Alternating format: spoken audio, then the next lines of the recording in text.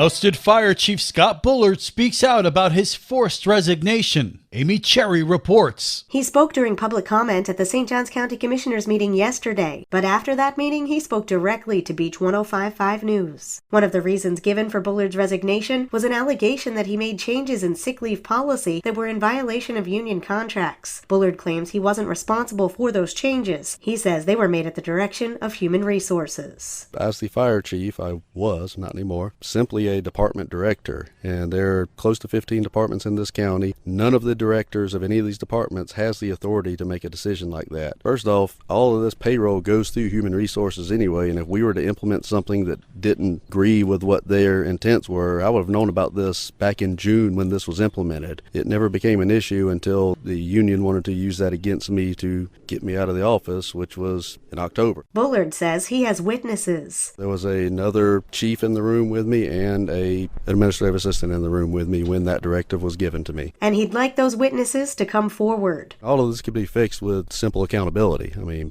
people know what the real story is. There were people in the room. This is not a he said, she said kind of thing. Witnesses were there, so all people have to do is step forward with the correct information. We also talked with Firefighters Union President David Stevens, who spoke out against Bullard's reinstatement during public comment. He never relayed that to us. We approached him. We told him that the issues were likely a violation of labor laws. He said he was trying to prevent people from abusing sick leave. He never once mentioned that it was the county that directed that policy. In the event that the county did do something like that, it is common practice that they would reach out to us first, and they never did. When asked if there would be any effort to verify who really did initiate the changes in sick leave policy, Stevens told us, I don't know.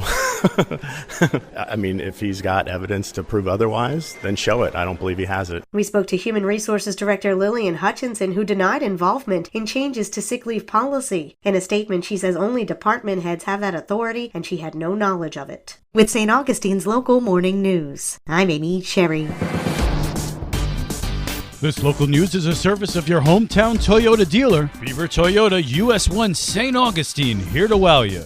St. Johns County deputies are searching for the shooter after gunfire rings out on I-95. A late Tuesday morning shooting on Interstate 95 near the World Golf Village involved suspects riding in a red car that opened fire on a victim's vehicle. According to a sheriff's report, the victim driving was struck by gunfire and crashed into the center guardrail, and a female passenger had injuries from broken glass. Both were transported to local hospitals, but their conditions are unknown. The red car sped off southbound and hasn't been found. For St. Augustine's local morning news, I'm Karen Johnson.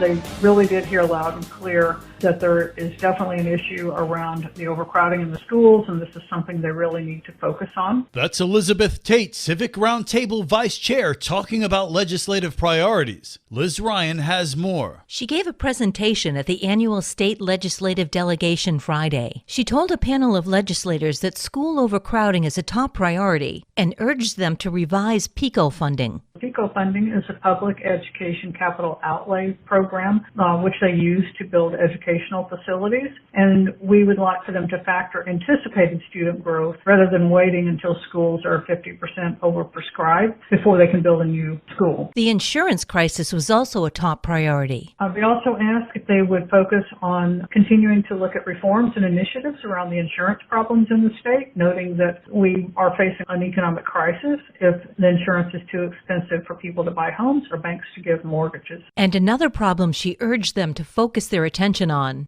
resiliency projects and sea level rise.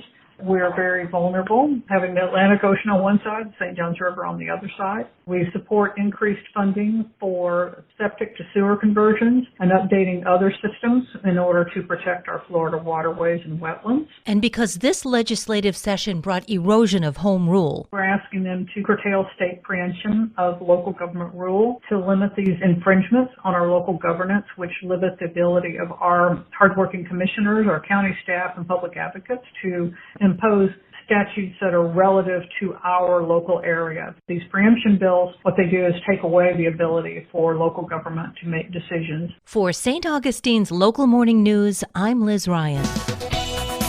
And now you're up to date with St. Augustine's local morning news. I'm Rich Carroll.